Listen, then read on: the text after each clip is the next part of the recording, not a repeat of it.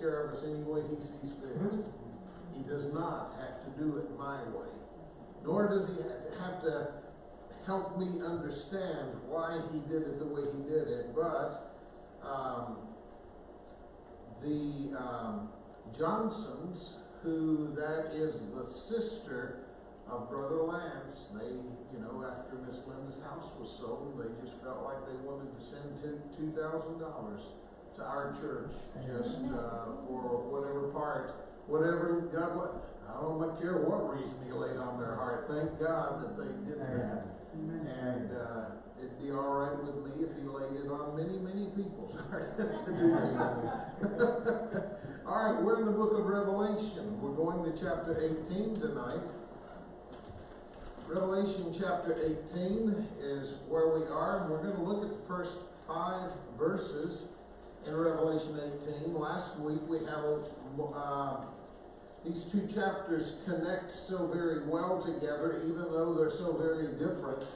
But nonetheless, we had a good review and then came into verse 1. Now we're going to look a little more deep.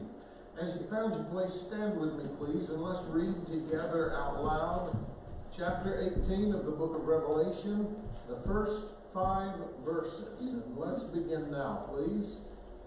And after these things I saw another angel come down from heaven, having great power, and the earth was lightened by his glory. And he cried mightily with a strong voice, saying, Babylon the great is fallen, and is become the habitation of devils, and the hold of every foul spirit, and the cage of every unclean and hateful bird. For all nations have drunk of the wine of the wrath of her fornication, and the kings of the earth have committed fornication with her. And the merchants of the earth are waxed rich through the abundance of her delicacies. And I heard another voice from heaven, saying, Come out of her, my people, that ye be not partakers of her sins, that ye receive not of her plagues. For her sins have reached unto heaven, and God hath remembered her iniquities. And we'll pause there. Thank you, and you may be seated. I've said it several times, and I'm going to probably say it a few more times. You can go ahead and change it. What we're looking at on the screen, and the first thing is that there are 2 topics of Babylon. Chapter 17 is a system, a religious system, that had its roots in Babylon, and that's what it's making reference to. And chapter 18 speaks of a literal city that is called Babylon. Now, I'm going to tell you what I just now said on the screen that you're looking at. You may pick up a book by a very good preacher that loves God marvelously, and he may agree with me. And you may pick up another book by a very good man that loves God greatly, and he may disagree with me. We're just in one of those areas, but I feel very confident of this, and I gave some reasons, and if you would change it, please, why I believe that Babylon's going to be rebuilt is because last week we looked in the book of Jeremiah, and we saw verses that told us what you're looking at on the board, that the Arabians would be afraid to pitch their tents there, where ancient Babylon is. And yet, at the moment, they are doing so and have done so throughout the centuries. There have been nomadic Arabians that have gone through. There have been others that just flat have lived in that region, though the city's not there. So that part of the curse, where an enemy from the north came down and decimated ancient Babylon, it didn't happen that way. What happened to Babylon? Babylon slowly trickled into oblivion over centuries. But God says there's a curse that will just destroy Babylon completely. Secondly, that it would be empty and without inhabitant. That its destruction would be violent. That's not happened to Babylon, not ancient Babylon. That has never happened. And so I wrote that near the end. None of these have been fulfilled. That is yet to be fulfilled. So we see then that there is this ancient Babylon as part of the reasons, the curse that's still promised upon it, that leads me to believe that this chapter 18 is a literal city Babylon, and that the ancient Babylon will be rebuilt. Babylon again has never had that violent destruction. Now, who was the founder of Babylon? I mentioned it last week. You may not remember, but his name was Nimrod. Babylon, founded by Nimrod, became the first center, a hub of people that was ruled by violence. That was Nimrod. We find that a city is called a she. She was once the world's capital, and according to M.R. DeHaan, the name Nimrod means rebel. And boy, was Nimrod every bit of that. He established a city that through the thousands of years has been every ounce of that. He sought for a world federation, a world union. He wanted control of the world. He wanted control of the world. And he sought to do that through religion. Therefore, you hear the Tower of Babel. The Tower of Babel was about building this tower to heaven, and it had many reasons, many thoughts going on. It was, first off, a religion trying to get to heaven some other way than God's way. Therefore, you see a rebel. He wanted to go to heaven, but he didn't want God telling him how to, so therefore a tower. He wanted world dominance. And therefore he was attempting to bring the world together under his control through religion. Does this sound like the Great Tribulation? It certainly does. And so therefore you can see this thought that's going on. Nimrod named the place Babel because the word Babel means the gate of God. The gate of God. That's what the word Babel. So therefore the Tower of Babel was an attempt to build a tower to the very gates of God. The Lord had clearly revealed how to be saved. Look with me over into the book of Genesis chapter 3. In Genesis chapter 3, I go to verse 21.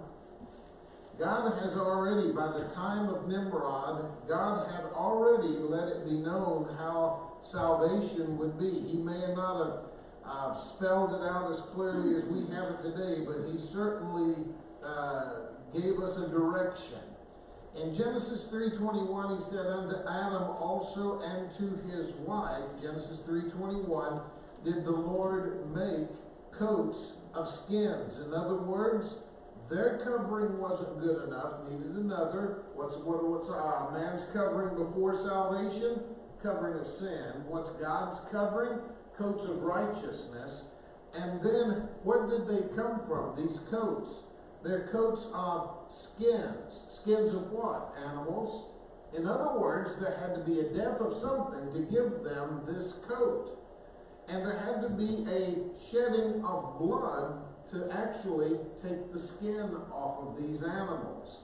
And so there was an animal that died in their place. There was a coat that was made and blood that was shed out of these animals. And God gave a picture. Nimrod, though he may not have necessarily known that the Lord himself was coming to do this, he knew there needed to be a substitute.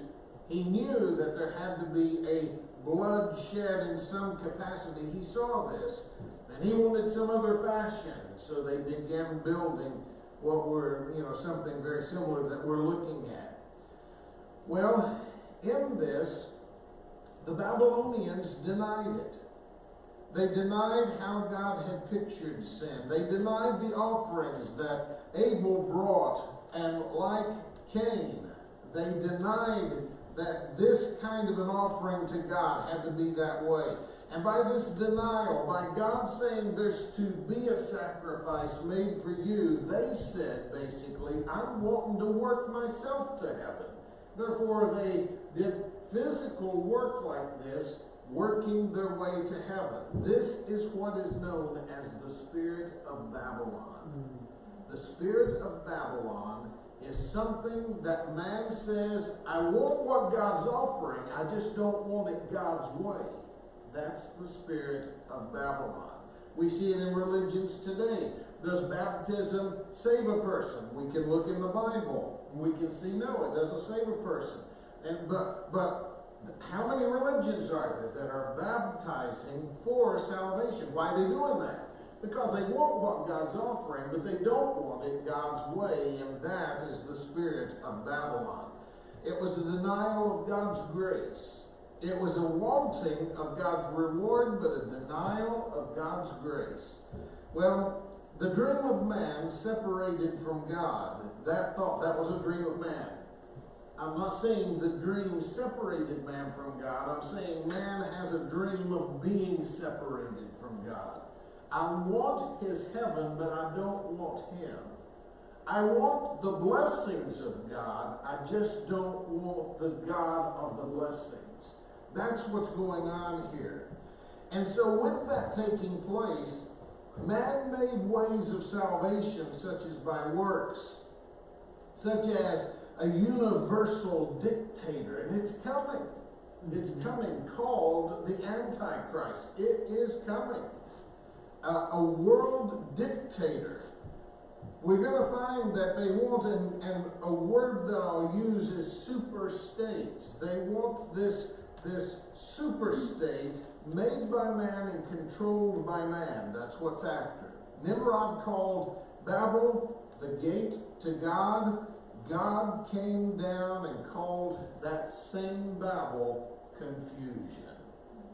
If we were to talk today about what does the word Babel mean, it's just, have you ever heard somebody, I hear what you're saying, but it's just babbling to me? What do they mean? I mean, that's just confusion. Nimrod meant it to be the gate of God. God changed it. It's confusion. Well, God blasted their plans. They didn't get what they were after. This spirit, the spirit of Babylon, it came up again. It's there. It's just there in the world. But I'm talking about when all of a sudden the right or the wrong person, depending on how you look at it, gets a hold of it and has that power. This wrong person was Pharaoh. And it came into that same position. Here he is, world power, Egypt. They have control. And now all of a sudden that spirit of Babylon came in.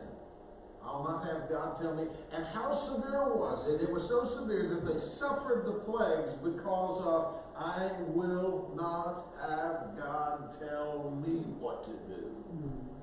I want what he's offering. I want these plagues to stop, but I'll not have him telling me. And so this spirit came into, well, again, that super state, man in control, Pharaoh, Egypt situation. The same spirit, Nebuchadnezzar. Nebuchadnezzar made a similar attempt. It was called the Mede-Persian Empire. The Mede-Persian Empire. There was another one, Alexander the Great, the Caesars. You hear of these. Constantine the Great, same situation. Constantine is the one that reached over, or at least he was the emperor in power, when the doctrines of Babylon came and they began to put together this religion called Catholicism.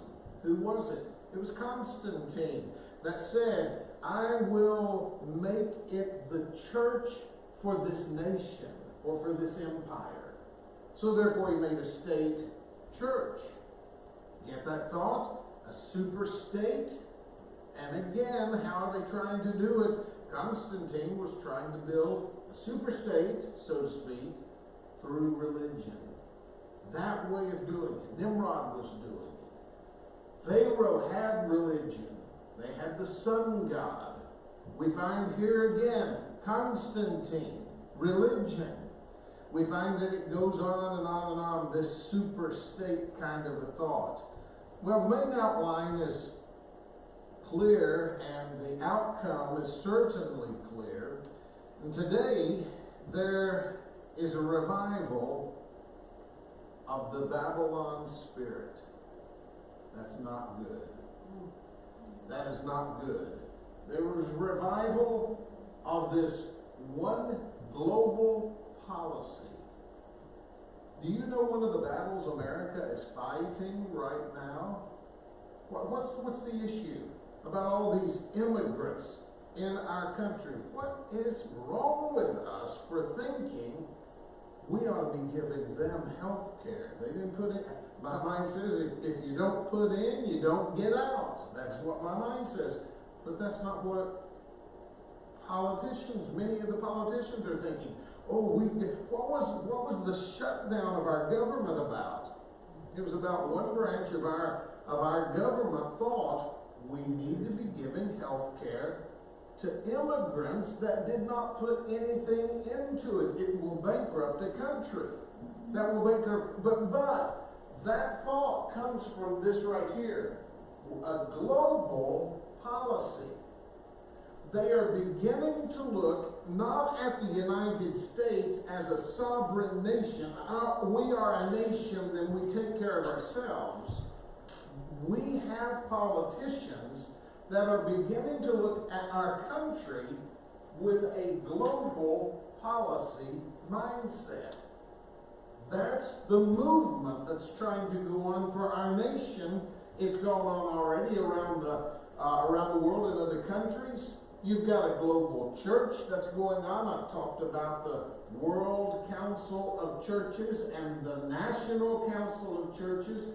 You've got a global speech that's going on. And so this Babylonian spirit is beginning to show itself, and therefore I call it a revival. We've got a revival of this Babylonian spirit. We can see it. It's not hidden, it's there. The great Babylonian religious system of chapter 17 centered in Rome. We now know that the Babylon of chapter 17 and the Babylon of chapter 18, they are not the same. Did you go back with me to Revelation 18? The very first phrase of chapter 18 says, "And after these things I saw another spirit," or another angel, excuse me. If you go to chapter 17, you've got verse 1, "There came one of the seven angels." So this one's one of the seven that has seven vials. This in chapter 18 and verse 1, this is a different angel. He's not one of the vial angels. He says, "And after these things I saw another angel." I went over last week some of the reasons why I believe they are two different Babylons all the way around. In chapter 17 and verse 12, there's 10 horns. It tells us in verse 12, the 10 horns are 10 kings.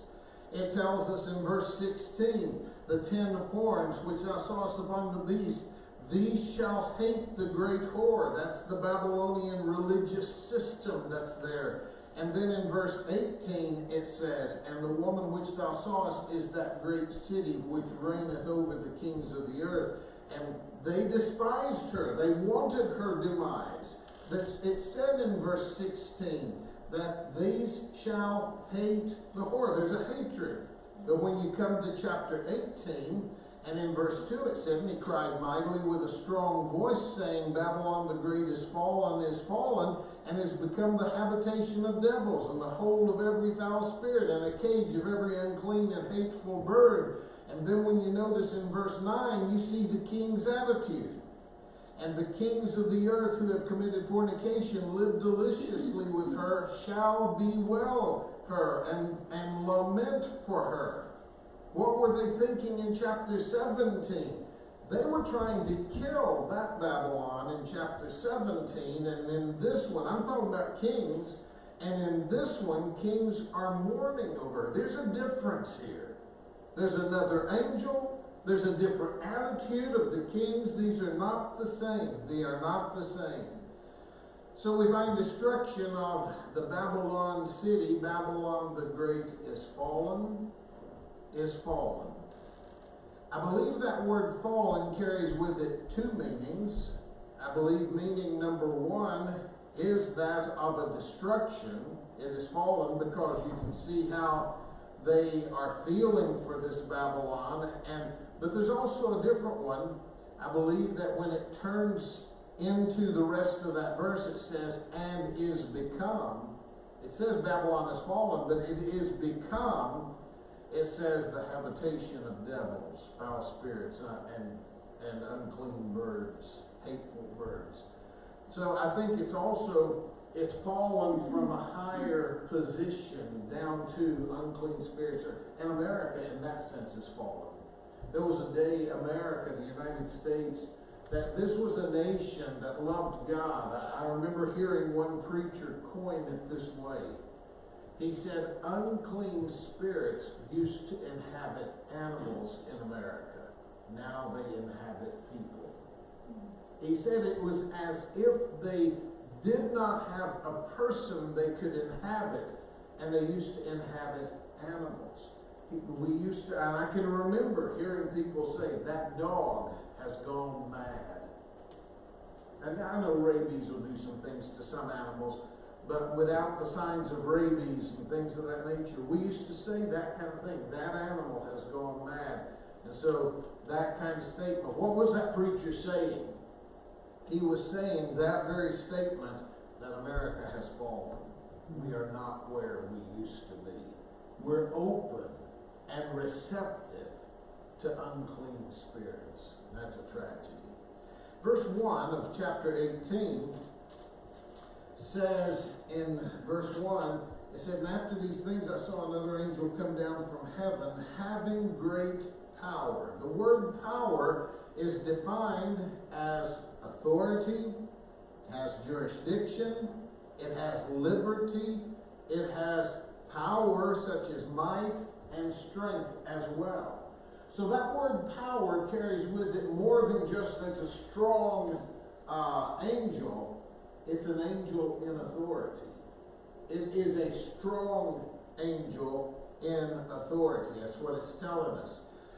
This word power, angel, this angel that descends out of heaven in chapter 18 and verse 1, this angel suggests heavenly character. Notice the phrase at the end of verse 1, and the earth was lightened with his glory. The earth was lightened with his glory. He comes down from heaven. He's an angel that has not just strength, but he is an angel that has authority.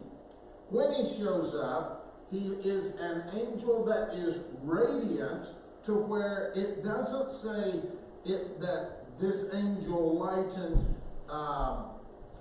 a portion of the earth, like the sun lightens only the portion it's shining on. But this is an angel that's lightening the entire earth with the radiance of his glory.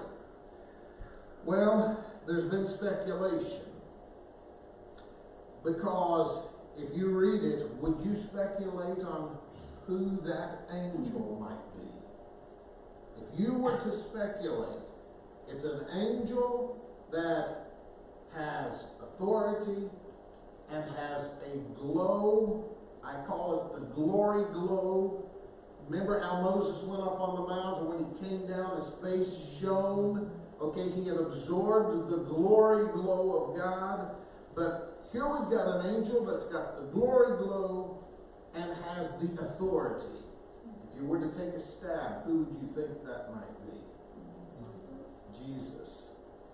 That's a good possibility. I'm reading it saying to myself, boy, that sounds like Jesus. Is that unheard of? It's not unheard of. There are many places in the Old Testament that Jesus is the one that's there. And as such is the case, it's called an angel. Many times that happens. Once in Joshua chapter 5 that took place. Joshua was getting ready to go to the fight against Jericho. I almost said Jezebel. Getting ready to go fight against Jericho. And as he's out there, maybe sizing up the city, he says he meets another one, an angel. And he says that this angel standing there with a drawn sword, and Joshua says, "Whose side are you on?" And the angel basically said, "I didn't come here to take your side or their side. I've come to take charge," is what that angel basically said.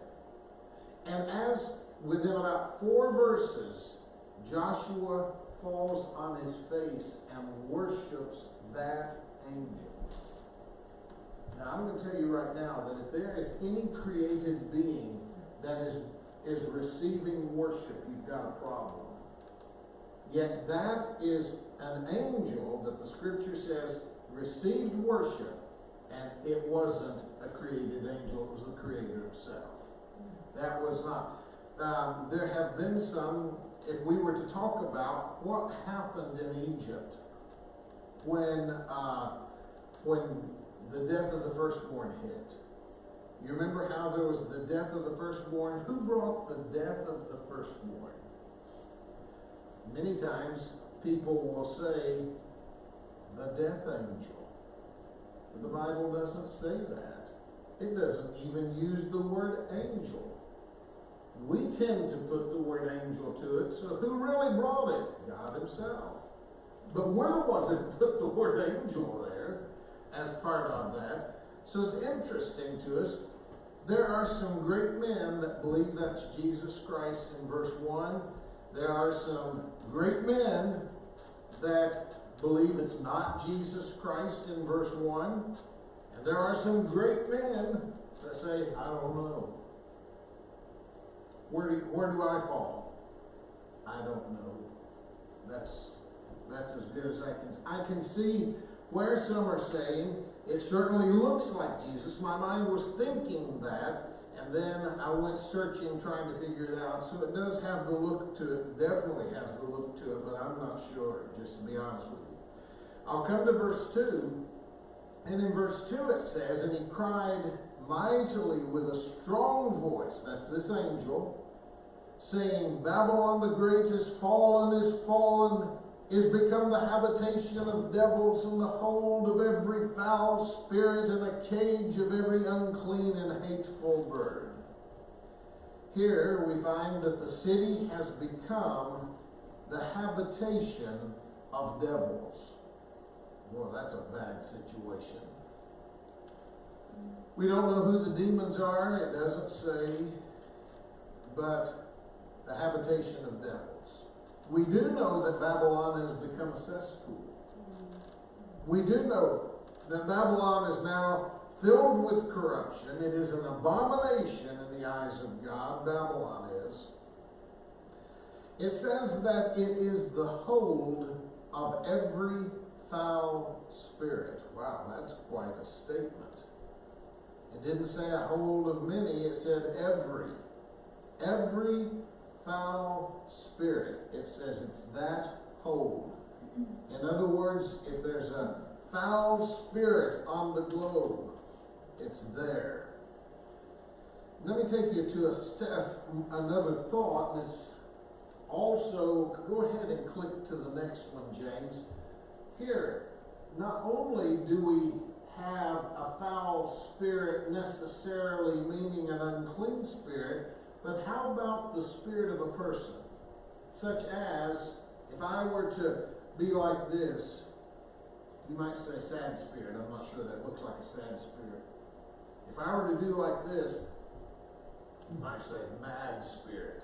If I were to do like this, happy spirit. Okay, so here we've got 1 Corinthians talking, excuse me, in chapter 2 and verse 12, the spirit of the world. We've got Ephesians 2 talking about the spirit that now worketh in the children of disobedience. That would be a spirit that's got rebellion attached to it. 1 John talks about the spirit of error. Meaning, I have said this thought before, that there are false religions that many people are earnestly believing in, but they're wrong. That's the spirit of error. The spirit of bondage. We find that God hath not given us this spirit of bondage. We find 1 Corinthians 2, the spirit of man. Here the scripture said in verse 2, now he says, foul spirit. So therefore the spirit of man, it's not there. That doesn't fit. But we can say the spirit of bondage, the spirit of error or of disobedience. These are ones that would fit. And then, of course, the unclean spirits that are there as well. There are many foul spirits contending for the mastery of your and my minds and of the world's minds. They're masterful at using movies. They're masterful at using music. They're masterful at using computers and phones. They're vying. These foul spirits are vying for the control of our minds. And that's what they're longing for. Look with me over in 1 John chapter 4. In 1 John chapter 4, I go to verse 1. It says, Beloved, believe not every spirit, but try the spirits, whether they are of God. Because many false prophets are gone out into the world. And so God tells us very clearly that we're to try the spirits. We're to be sure what these spirits are. I come back to verse 2 of Revelation 18, and it says, he says that Babylon's become the habitation of devils. It is the hold or the dwelling place of every foul spirit, and it is a cage of every unclean and hateful bird. The word cage, there, the definition says, figuratively speaking, the place or the condition. So the word cage could just mean this is the place of these unclean. It could be referencing the time frame, a span of time that they're there. And when you take that, and this is still in the definition that Strong's Concordance gave, it said, literally speaking, cage, hold, prison, imprisonment, ward, and watch. So you get the impression that there is a prison in some fashion that's holding these unclean, hateful birds. Demon worship will have its home there. Demon worship. It'll come, you say it's going on today, it is, but it's going to become very, very open. Very, very open. I would not be surprised if many of the idols that people in different religions are bowing down to, I would not be surprised if there's not an unclean spirit attached to the image that they're praying to. How else could these images, if that's nothing more than a chunk of wood and all people are doing is bowing down to a chunk of wood, how do they get any prayers answered? And yet I have had some people say, I lit this candle or I prayed to this image and I got an answer. I had people say that. And if that's true or if it's not true, but if it is true, then how did that happen? That's not the true God.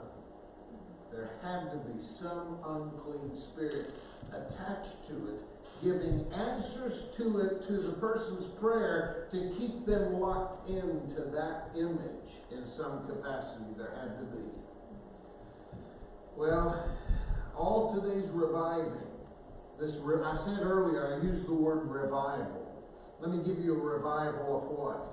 I've got a book in my office called Kingdom of the Cults. And what that Kingdom of the Cults is talking about is whoever the author was, he wrote from a Christian perspective to give us an understanding of the different cults in the world at that time. And and he would give the name of the cult, and then he would give, their beliefs and what their objectives are. I've got a book about that thick, Kingdom of the Cults. Probably was printed in the late 70s, early 80s. There have been revisions to it. There should be after 50 years. But nonetheless, it's a thing. And used to be that if you heard they're a cult, people kind of wanted to shy away from it when I was growing up. But then all of a sudden there was a rock music band with the word cult in it. Back in the 80s, maybe even in the 70s. And that rock music band with the name cult in their title seemingly was something that was either showing or helping, and maybe both, that being a part of a cult isn't all that bad in America. And it was softening, it was a softening of Americans with this word cult. So there is a revival going on today of cults. There is a revival going on today of Satanism. I have never met somebody that was in Satanism. I've never met somebody that was in it until that young man that came here for a summer. I met him, and he was a part of the Satan-worshiping group. I remember hearing stories in the county I grew up in. It's a rural community, but up in the mountains. They found carcasses of dead cows. And they said the carcasses looked as if they had been sacrificed in some capacity, and this is gross, that they had taken the inside of the animals out, and whoever was worshiping whatever was going inside dead carcasses to worship what they think is to worship their false god. In the county I grew up in Tennessee, cults, Satanism, the occultism, innocent little games such as Ouija boards, witchcraft, movies such as Harry Potter, astrology.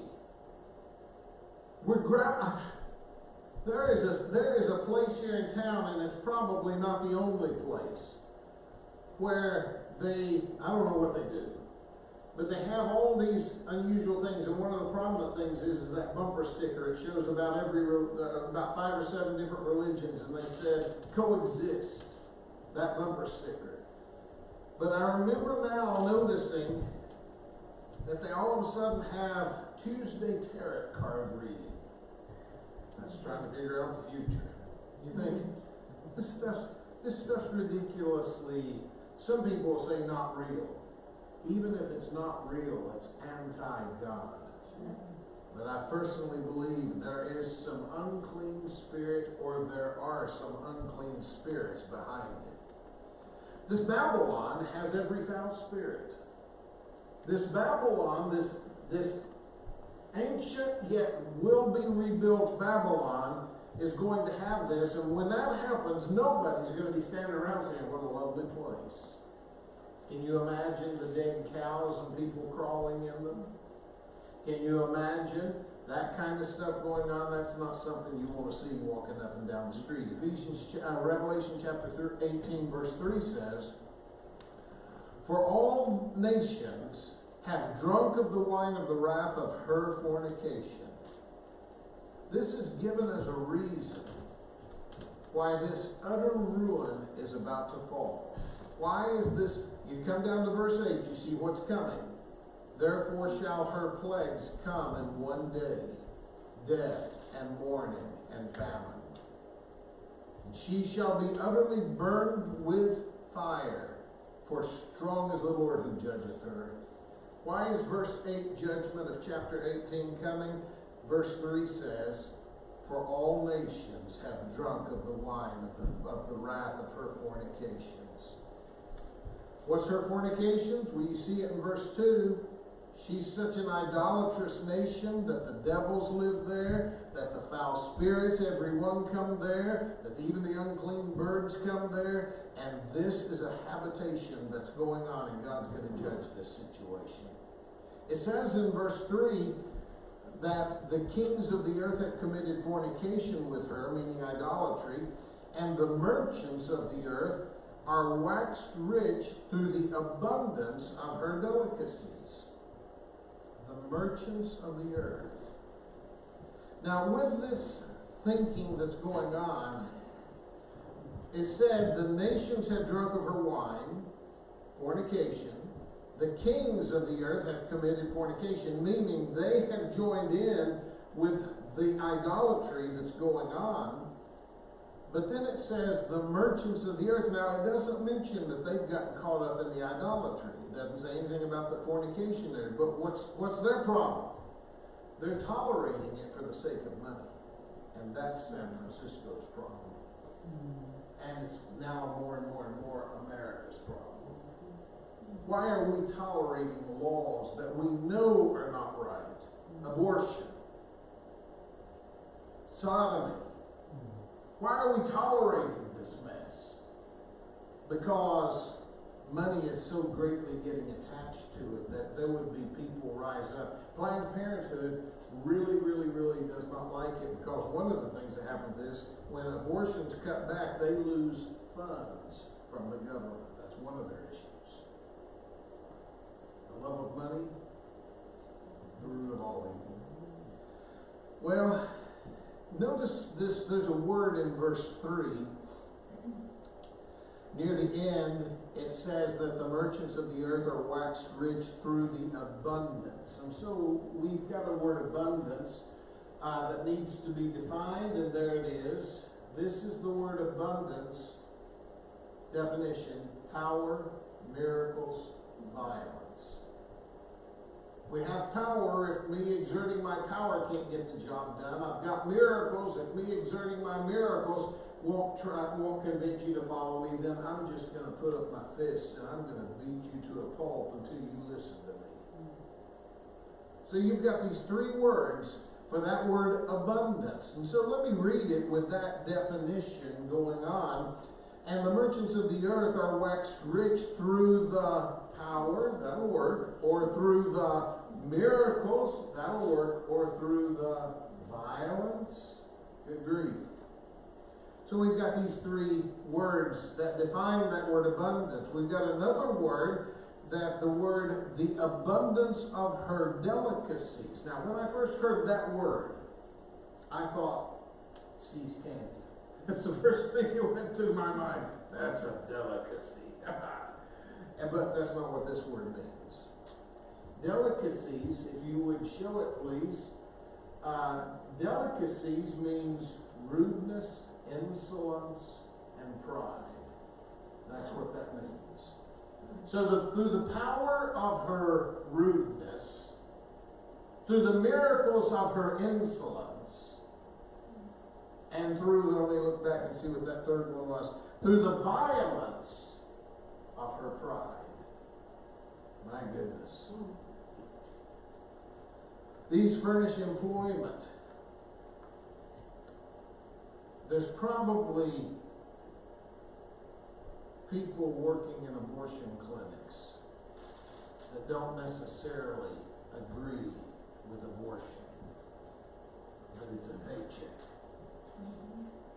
There's probably people that peddle drugs that don't take drugs, but it's a paycheck.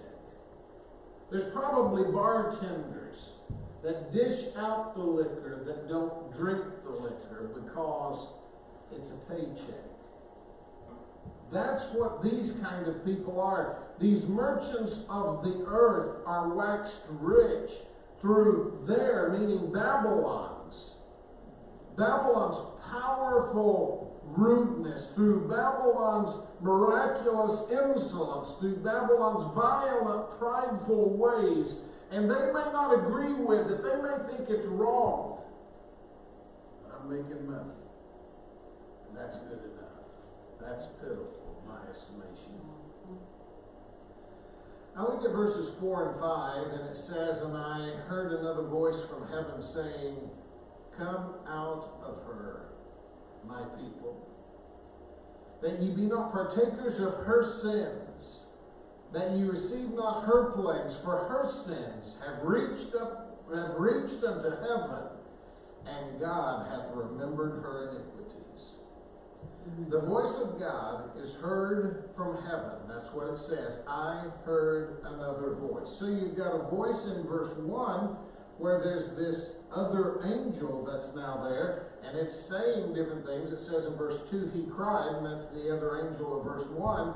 But now all of a sudden you're hearing another voice out of heaven, and this is God himself definitely come out of her, my people. That's definitely the voice of God.